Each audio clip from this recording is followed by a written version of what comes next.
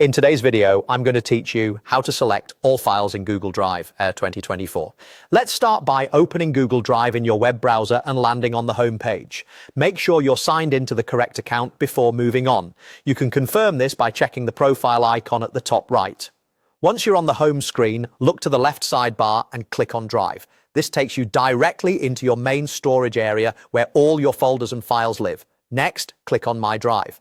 This is the central place that holds your personal folders and files. If you use shared drives or shortcuts, those appear elsewhere. So staying in My Drive keeps the focus on your own items. Inside My Drive, find the folder labeled Documents. Click on Documents to open it. If your view shows a quick preview or highlights it without opening, click it again to fully enter the folder so you can see all the files inside. You should now be looking at the contents of documents in either a list or grid view. Both views work with the selection method we're about to use. To begin selecting everything, click once on the first file in the list to make it active. You'll see it highlight, which confirms it's selected. Now hold down the Shift key on your keyboard and press the down arrow.